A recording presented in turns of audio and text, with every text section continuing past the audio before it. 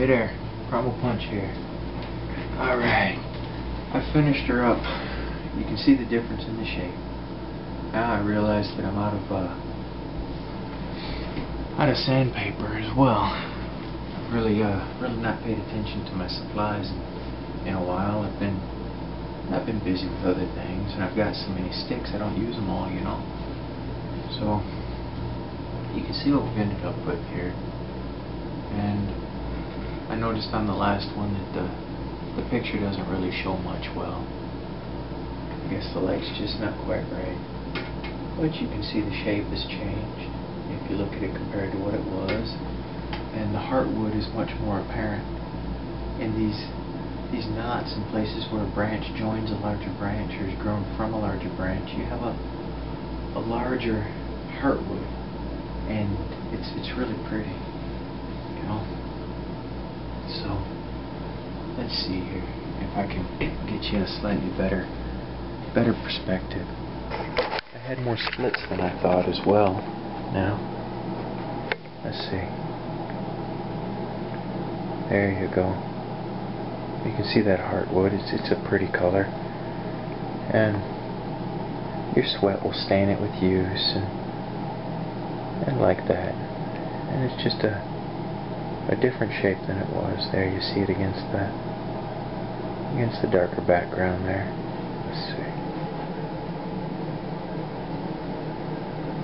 Now, if you look at that design, and if you have an eye for things like this, you'll notice, if you remember how I said I'd be using this, I'd be striking this way with it. So this is going to be a strike point. That's a much smaller area. So when that hits, all the force of the blow goes into a smaller area, creating more trauma. And if I'm needing to use this, bring it into play quickly, then there's a smaller area, strike area up here for if I'm needing to spear a throat before I bring down the boom, lower the boom. Look up a song. It's called I believe Clancy Lowers the Boom. Excellent song. Really great, funny. I enjoy it. So there you have it.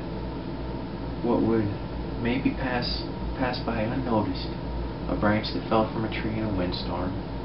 I've come out of it with a fairly neat stick. It's long enough to touch the ground even. It's a strong wood, and when I get more oil, I'll truly fix it up, you know. As it is, I've soaked it with my sweat, you know. Why waste your sweat? It's yours. It's your stick, you know. And as you use it, the places where your hands grip will darken. And I'll usually mop my sweat and just put it right on there. I've got a wet shirt. Fine. You know. I put my sweat on it. So it's a spearing weapon. It's a weapon. And it's a nice one. It sort of reminds me a little more old school, you know. It's smaller than I normally have, but it feels nice, you know. And here's something too. You've got a stick, it's got a heavier end. You'll want the heavy end away from your strong hand, your dominant hand, because it's going to be your stronger arm. So you can whip that heavier end out faster, okay? Now, your offhand is going to whip that lighter end out just fast. Okay? Fast.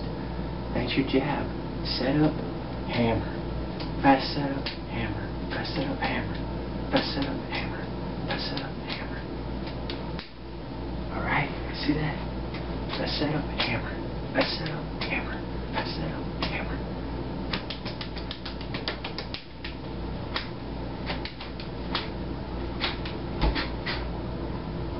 It's great.